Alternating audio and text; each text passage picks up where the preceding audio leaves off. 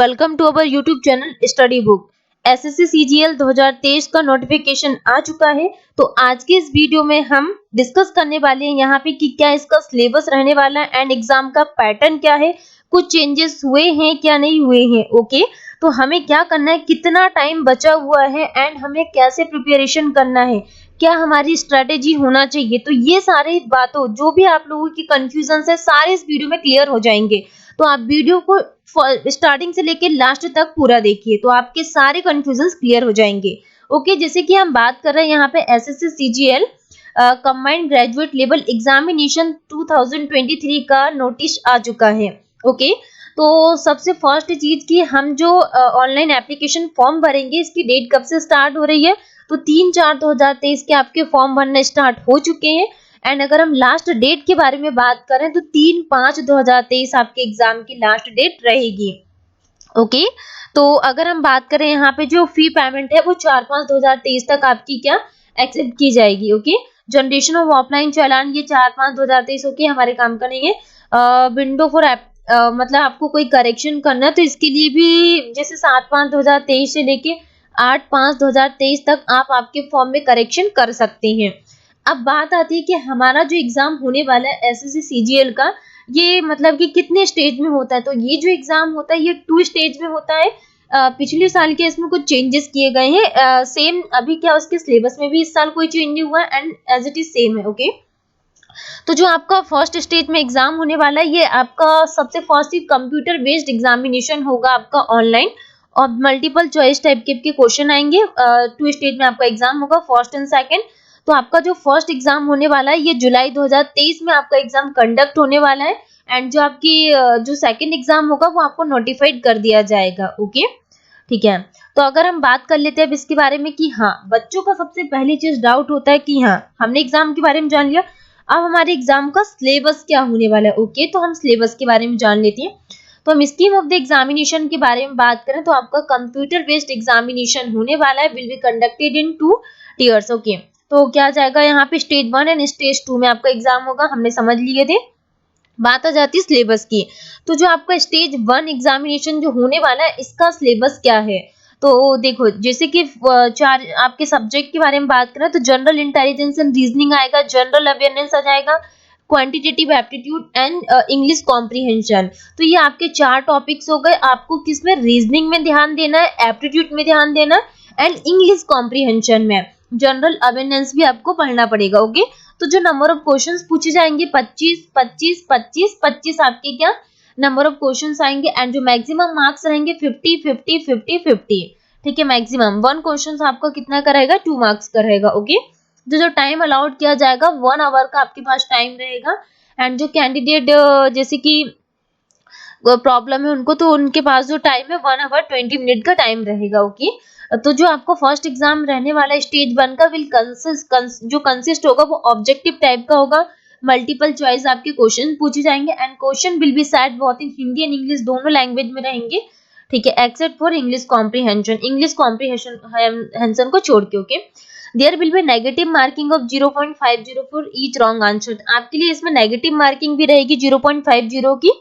ठीक है, negative marking भी है। अगर हम यहाँ पे एग्जाम 2 के बारे में बात करें कि स्टेज 2 का क्या मतलब कि सिलेबस क्या रहने वाला, तो ये पेपर 2 के बारे में बात कर रहे हैं हम यहाँ पे। फिर इसी में पेपर 2 होगा एंड इसी के अंदर क्या पेपर 3 होगा। ओके, तो इसका भी सिलेबस है। जैसे कि इसमें पेपर 1 होगा स्टेज 2 में, ये सेक्शन में डिवाइड कर दिया। जैसे कि सेशन 1 है तो इसमें सेक्शन 1 में क्या आ जाएगा, मॉड्यूल 1 में मैथमेटिक्स एबिलिटी पूछेगी, 30 नंबर ऑफ क्वेश्चंस पूछेंगे एंड जो मैक्सिमम मार्क्स रहेंगे। ठीक है, इसका टोटल बता दिया इसमें 180 का। और जो मॉड्यूल 2 है वो general reasoning and general intelligence, आपका नंबर ऑफ क्वेश्चंस कितने 30 रहेंगे एंड जो टोटल नंबर ऑफ क्वेश्चंस पूछे जाएंगे वो 60 यहाँ पे टोटल नंबर ऑफ क्वेश्चंस है एंड जो मैक्सिमम मार्क्स रहेंगे आपके टोटल कितने 180 है। एक क्वेश्चन आपका 3 नंबर का रहेगा और जो टाइम अलॉट किया जाएगा 1 आवर का। इसे अगर हम सेक्शन 2 के बारे में बात करें तो इसमें मॉड्यूल 1 में इंग्लिश लैंग्वेज और कॉम्प्रिहेंशन पूछेगा एंड मॉड्यूल 2 में जनरल अवेयरनेस पूछेगा। नंबर ऑफ क्वेश्चंस इंग्लिश में 45 आएंगे एंड जनरल अवेयरनेस में 25। तो टोटल नंबर ऑफ क्वेश्चंस कितने होगा, 70 होगा। और जो मैक्सिमम मार्क्स पूछेंगे वो कितने, 210 यहाँ पे मैक्सिमम मार्क्स। और जो पेपर इसमें 1 है, इसमें जो टाइम रहेगा वो 1 आवर का क्या टाइम अलाउड किया गया है। ओके, अब इसी में सेक्शन थर्ड है जिसमें कंप्यूटर नॉलेज पूछेगा, नंबर ऑफ क्वेश्चंस 20 एंड जो मैक्सिमम मार्क्स रहेंगे वो 30। इसी में सेक्शन थर्ड को डिवाइड कर दिया तो डाटा एंट्री स्पीड टेस्ट आपका होने वाला है 1 डाटा एंट्री टास्क। इसमें जो टाइम रहेगा इसमें 15 मिनट का एंड इसमें 1 डाटा एंट्री में 20, ठीक है वो सॉरी ये एस्क्राइब वालों कैंडिडेट के लिए। ओके, पेपर सेकंड के बारे में बात करें तो इसमें स्टैटिक्स के बारे में बताया हुआ है कि नंबर ऑफ क्वेश्चंस आपके 100 पूछेंगे एंड जो मैक्सिमम मार्क्स रहेगा वो 200 का रहेगा। आपके पास जो टाइम अलॉट किया गया वो 2 आवर्स का है। ओके, अगर हम पेपर थर्ड के बारे में बात करें तो जो पेपर थर्ड आपका होने वाला है इसमें जो आपका सब्जेक्ट है ये general studies and finance and economics आपका क्या सब्जेक्ट हो गया एंड जो नंबर ऑफ क्वेश्चंस पूछे जाएंगे ये 100 है एंड जो आपका मैक्सिमम मार्क्स जो है वो 200 आपके मैक्सिमम मार्क्स रहेंगे। ठीक है, तो हमने बात कर ली यहाँ पे स्टेज 1 एंड स्टेज 2 एग्जामिनेशन की। तो जो आपका जो टीयर 2 होने वाला will include conductive paper 1 and paper 2 and paper third in separate shift day. Okay, ये आपको इन्फॉर्म कर दिया जाएगा। तो paper 1 is compulsory for all the post, मतलब आपको पेपर फर्स्ट क्वालिफाई करोगे देन उसके बाद ही आप सेकंड स्टेज में के लिए एलिजिबल रहोगे। Okay, paper second will be only those candidate who apply for the post of junior statistical, मतलब कि आपकी क्या पोस्ट के अकॉर्डिंग आपको इन्फॉर्म कर दिया जाएगा। ठीक है, इसमें भी वही डिस्क्राइब किया गया है कि पेपर 1 के लिए क्या क्या हमें पढ़ना है, जो हमने आगे सारी चीजें समझ ली कि मॉड्यूल 1 में क्या होगा, मॉड्यूल 2 में, एंड फिर इसको सेक्शन सेकंड में डिवाइड कर दिया, फिर सेक्शन सेकंड को मॉड्यूल में डिवाइड कर दिया। जैसे इंग्लिश जनरल अवेयरनेस, इसमें सेकंड थर्ड के बारे में बात कर रहा है। ठीक है, वही रिपीटेड कर रहे हैं ये लोग। ओके, आप इसको रीड कर लीजिएगा। अगर हम इसमें पूरा क्या है डिस्क्रिप्शन दिया हुआ है पूरा, मतलब कि क्या क्या हमें पढ़ना सिलेबस, जैसे कि जनरल इंटेलिजेंस एंड रीजनिंग के बारे में बताया हुआ कि क्या क्या टॉपिक्स हमें पढ़ना है। ठीक है, रीजनिंग के जैसे कि इसमें क्या दिया हुआ है, एनालॉजी है, क्लासिफिकेशंस, न्यूमेरिकल ऑपरेशंस हो गया। ठीक है, तो ये आपका क्या पूरा टोटल सिलेबस है। अगर हम जनरल अवेयरनेस के बारे में बात करें तो इसमें जनरल अवेयरनेस के टॉपिक्स दिए कि क्या क्या टॉपिक्स हमें पढ़ना है। जैसे कि questions in the component will be aimed at testing the candidate general awareness of the environment around him, मतलब कि environment के बारे में इसमें अलग अलग टॉपिक को सिलेक्ट कर दिए। जैसे कि यहाँ पे टॉपिक दिया हुआ क्वांटिटेटिव एप्टीट्यूड का है, जनरल इंग्लिश कॉम्प्रिहेंशन के बारे में बताया हुआ क्या क्या टॉपिक्स दिए हुए हैं।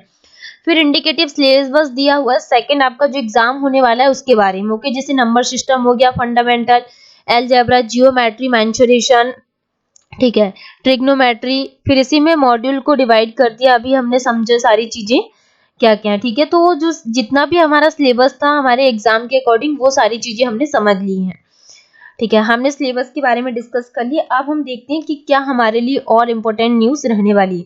अभी हम पोस्ट के बारे में बात कर लेते हैं, जैसे कि डिटेल्स ऑफ द पोस्ट के बारे में।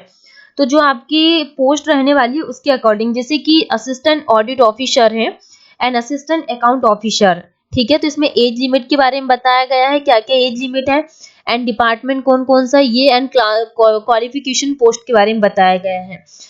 सैलरी के बारे में डिस्कस किया गया एंड ये आपकी पोस्ट है कि असिस्टेंट सेक्शन ऑफिसर। ठीक है, ये सारी असिस्टेंट सेक्शन ऑफिसर है, ये इंस्पेक्टर पोस्ट के लिए, ये सब इंस्पेक्टर पोस्ट के लिए, एंड ये असिस्टेंट सेक्शन ऑफिसर, ये एग्जीक्यूटिव असिस्टेंट। ठीक है, डिविजनल अकाउंटेंट। तो ये आपका क्वालिफिकेशंस एंड एज लिमिट के बारे में डिस्कस किया हुआ है। ओके, अगर हम बात करें अब और हमारे लिए वैकेंसीज एंड रिजर्वेशन के बारे में बताया गया, तो टोटल नंबर ऑफ जो वैकेंसीज है वो 7500 यहाँ पे टोटल नंबर ऑफ क्या है वैकेंसीज है। कितनी टोटल नंबर ऑफ वैकेंसीज है, 7500 यहाँ पे टोटल नंबर ऑफ वैकेंसीज है। ओके, नेशनलिटी क्या होनी चाहिए, तो जो कैंडिडेट जो है वो must be a citizen of India and a subject of Nepal. ठीक है, तो ये अगर हम एज लिमिट के बारे में बात करें तो 1/8/2023 के according age limit for the post for which age limit 18 से 27 साल, candidate must have been born not earlier than 2/8/1996 and not later than 1/8/2005। ठीक है, ये SC ST कैंडिडेट के लिए बताया हुआ है कि एज रिलैक्सेशन 5 ईयर का, OBC कैंडिडेट के लिए 3 ईयर का, NPWBD कैंडिडेट के लिए 10 ईयर का, NPWBD जो कैंडिडेट है उनके 13 ईयर का। तो ये एज लिमिट के बारे में बात कर रहे हैं। ओके, ये और क्या क्या हमारे लिए इम्पोर्टेंट चीज रहने वाली है वो हम देखते हैं। ठीक है, अब बात आ जाती है क्या, जैसे कि इसमें बताया हुआ कि असिस्टेंट ऑडिट ऑफिसर हो गया एंड असिस्टेंट अकाउंट ऑफिसर, ये इसेंशियल क्वालिफिकेशंस, ये बैचलर्स डिग्री होना चाहिए फ्रॉम रिकॉग्नाइज्ड यूनिवर्सिटी से, desirable qualification, junior statistical officer के लिए आपके पास बैचलर डिग्री है, ठीक है, तो इसमें 60% marks in mathematics and 12 standard.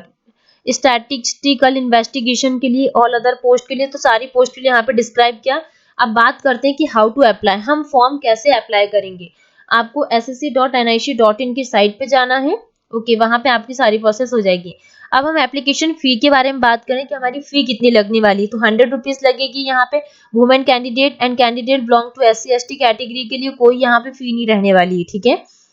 और ये करेक्शन की डेट भी हमने यहाँ पे डिस्कस कर ली थी कि क्या होने वाली, जैसे 7/5/2023 से लेके 8/5/2023 तक आपके करेक्शन की डेट है, ठीक है। और क्या समझोगे आप लोग, सारी जितनी इंपॉर्टेंट इंफॉर्मेशन क्या रहती है कि फॉर्म कब से स्टार्ट हो रहा है एंड एग्जाम का सिलेबस क्या होने वाला है, ठीक है। तो हमने सिलेबस के बारे में भी डिस्कस कर लिया है एंड इसके अदरवाइज आप लोगों को कुछ डाउट आता तो आप पूछ सकते हैं,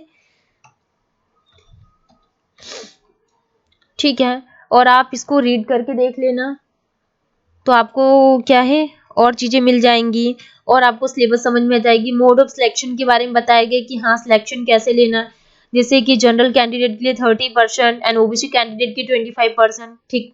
तो ये हमने यहाँ पे डिस्कस कर लिए हैं, ठीक है। इसके अंदर हमारे पास कोई और इम्पोर्टेंट इन्फॉर्मेशन नहीं है, ओके। तो देखिए हमने क्या डिस्कस कर लिए हैं, जो बच्चों का डाउट रहता है सिलेबस के बारे में एंड एग्जामिनेशन फॉर्म के बारे में। इसके अदरवाइज आप लोगों को डाउट आता है तो आप प्लीज पूछ सकते हैं, ठीक। मैं फिर से वीडियो अपलोड कर दूंगी और जहां आपको मिस्टेक लगती है तो आप वो भी मुझे बता दीजिए, okay. Thank you so much to all. Video को सब्सक्राइब कीजिए, शेयर कीजिए।